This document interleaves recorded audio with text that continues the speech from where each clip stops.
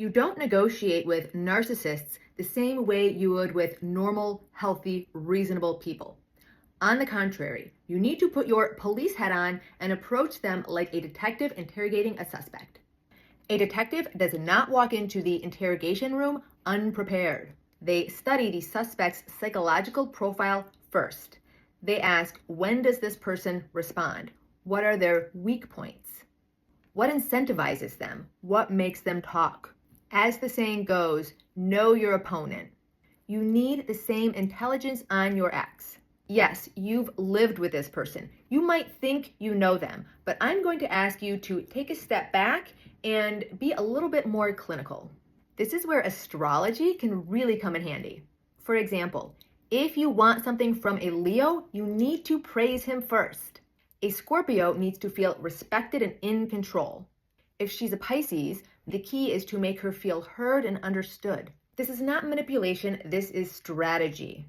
Spoiler alert, detectives never let their emotions rule them, and neither should you. Here's what separates effective interrogators from amateurs. The best ones play good cop. Why? Because if you can't execute bad cop with absolute authority, if you don't have the resources, legal strategy, or documented evidence, and you're not rock solid at bluffing, trying to play bad cop from a place of weakness, you're gonna crumble. So if your fight, flight, freeze, fawn response has always been fawn, then good news. You have a lot of practice at this, except now you're going to put your skills to use for a higher purpose. Here's the thing, the good cop understands something critical. The criminal in front of him or her isn't actually a bad guy. They just have a warped belief system. Even though he's not consciously aware of it, and he'll do anything to avoid facing it, the truth is he feels powerless. So he compensates that by exerting power over others. If he can get someone to react or achieve some kind of external circumstance, this helps him to feel temporarily powerful, in control, and therefore safe. Of course, we know that feelings of stability that are generated from external circumstances are temporary. This is why abuse occurs in a cycle. This is the same neuropathology, by the way, that occurs in addiction. The bottom line is the good cop creates a justifiable explanation as to why the suspect behaved in a certain way. So what does this mean for you in mediation? It means acknowledging your ex's perspective. Not accepting it, understanding it. I see why you feel this would be best. This is not a lie, nor is it agreeing with his perspective.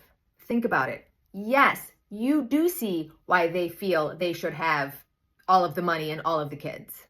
They feel that that would be best because those circumstances would support their narrative that they are the winner. They are the reasonable, safe parent, and you are not. Remember, for the narcissist, there is no win-win. They need to win, and they can only win from their vantage point if you lose. But you're not going to say any of that. You're just going to say, I see why you feel that that would be best. The words are very important. You do see why they feel that what they're saying would be best. Again, this is not agreement. I'm going to say it one more time. I see why you feel that that would be best. How they interpret it is not your responsibility. This statement will disarm them. It removes their need to defend and dig in harder. It's a brilliant strategy on your part. And by the way, if you can do all of this with real compassion, it will turbocharge the process. The detective builds rapport first. He or she is sympathetic.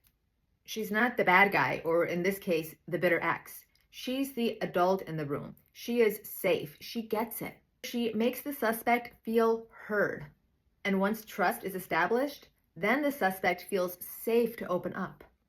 And here's the thing. If your ex is thriving, that's a win. It's a win for you, and it's a win for your kids. You want a healthy co-parent. That's called enlightened selfishness, and it's pretty much the goal of this whole process. The detective creates a controlled environment, and so do you. The mediation room is your interrogation room. Neutral ground, neutral mediator, rules of engagement. The detective asks open-ended questions. So do you. Help me understand what you need. That's a really good one, by the way. What are you concerned about? Another good one. Not accusations, questions. Questions that let him talk himself into cooperation. And when the suspect denies something, the detective doesn't argue. They don't start bickering back and forth. Instead, they pivot. I hear what you're saying, but this is what I know. You do the same. Don't fight the narrative. Introduce facts, documentation, and evidence. Let the facts speak for themselves. The less you say, the better. Here's the psychological truth. Everybody needs to justify their behavior in a way that makes them seem reasonable. Why do you think the villain in every movie has to explain himself or reveal his master plan to the hero at the end? He wants that agreement. He wants that validation. So the interrogator who wins is the one who lets the suspect be right. He says, you had good reasons. Things got complicated. I understand why you handled it that way. Again, you're not agreeing with it. You do understand. You understand because they are immature. It doesn't matter. Remember, you can be right or you can be the light. This isn't surrender. It's permission to cooperate.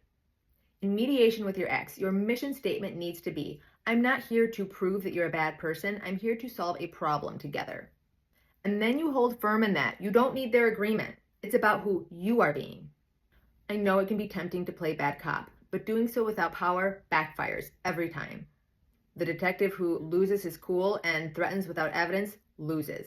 Once the suspect catches the detective in a bluff, he or she has lost credibility forever. Can't get it back. So stay in your lane. Be the good cop. Be the one who's reasonable, documented, strategic, and calm. Be the one that the mediator and eventually the judge sees as the rational actor. Just be the light.